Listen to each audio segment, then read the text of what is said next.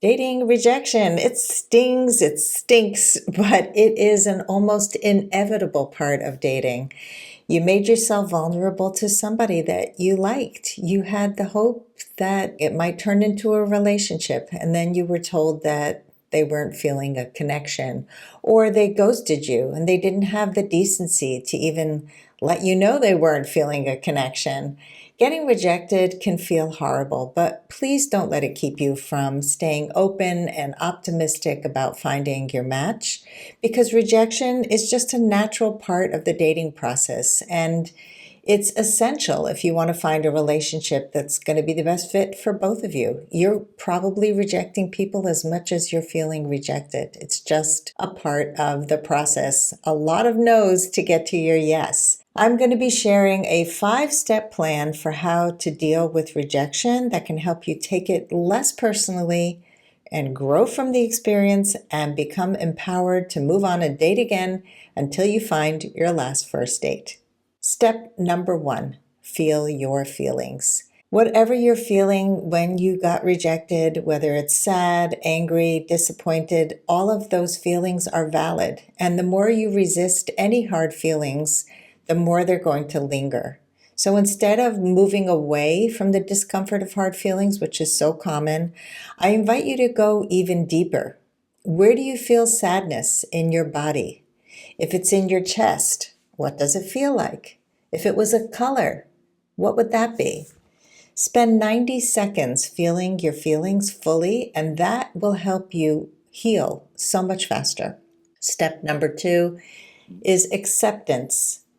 When you're feeling rejected, know that you're certainly not alone. Rejection in dating is so common.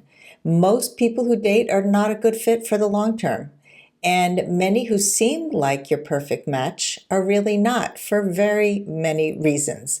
So accept it when your romantic interest tells you they don't feel a connection, or they disappear after one date or even mid-conversation, as is so common, especially in online dating.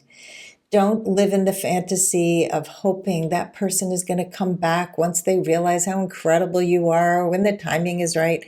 In order for relationships to work, you both need to be on board. You both need to be investing your time, your energy. So accept that it happened, let it go, and know that the right person can only come to you when you let go of the fantasy of the wrong one. Step number 3 is to reframe rejection. Notice if your mind is associating this rejection with your self-worth. It's very common to do that. Are you thinking, I'm unlovable, I'm broken, or something is wrong with me? That's a very common way to think when you are rejected. If your mind goes to rejection equals I'm not good enough, it's time to reframe rejection to help you better understand and process it so it doesn't affect your sense of self. Know that rejection is usually not personal, it's just not a good fit. It doesn't have anything to do with your value or your worth. And sometimes the other person is just not in the right headspace to be with anyone, which has nothing to do with you. Do you want to be with somebody who doesn't have time or the bandwidth to date you? It's good to ask yourself these questions. Would I want to be with someone who? Or maybe they judged you based on one thing you said or did and didn't give you a chance to even get to know you.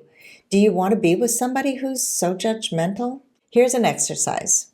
Make a list of the reasons why you're actually better off without this person, or the ways it wasn't going to align with your core values. By writing down the cons of this would-be relationship, you can help yourself see the rejection as a way of getting one step closer to the kind of relationship that actually will work for you. Step number 4 is to boost your confidence. Getting rejected by someone that you like and someone you were hoping could turn into something more can hurt. If you're feeling sad, get support from your friends who know and love you. They'll be happy to tell you how awesome you are, how incredible you are, that somebody out there is going to be a better match. And believe them, believe their praises, and know that they know you much better than that person that you might have just met who doesn't know you at all. And how can somebody reject you if they don't really know you? And remember that rejection is protection. I know it's a very common phrase and a lot of people say it, but when we don't get what we want, it's probably because it wasn't right for us. That no is protecting you from what isn't going to serve you. For an extra boost of confidence, write out some self-affirmations on some post-it notes and put them on your bathroom mirror. And I don't believe in just saying, I'm amazing, I'm incredible. But some good affirmations are, I am worthy of giving and receiving love. And we're talking about like a reciprocal relationship where both people are invested, or I deserve to have my needs met in a relationship. Many people just think that it's all about how I need to serve you, but you don't need to serve me in a relationship. Or another affirmation could be, I deserve to have my values honored and respected in a relationship. So if you have been with somebody who wasn't respectful, who didn't have the decency to communicate with you about what was going on for them, or they just disappeared, this is not what you're looking for. This doesn't align with your core values. So just remember that.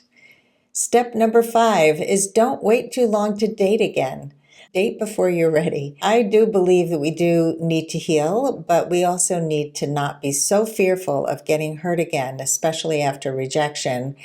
Many people just don't want to date after a really long time. And so do take time to process and heal, especially if it's been a long-term relationship, but then get out and date again even before you're ready, because we're never fully ready and we heal in relationships with the right people.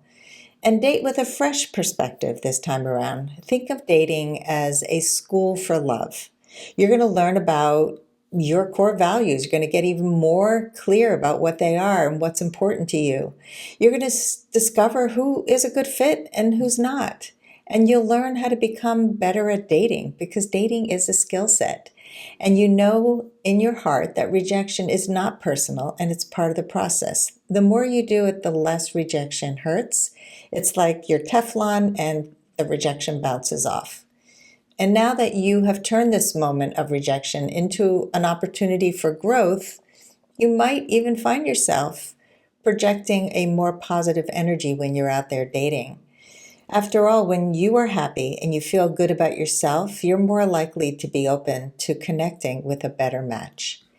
If this topic resonates for you and you want to learn more about how to get better at dealing with rejection and dating, I am going to be giving an hour-and-a-half masterclass on this topic on November 11th. So join me in my monthly coaching group, the Woman of Value Club. And if you're listening to this in real time, it is November 11th, 2024, and I hope to see you there. Let me know how rejection has affected you in the past, and let me know what your takeaways are from this video.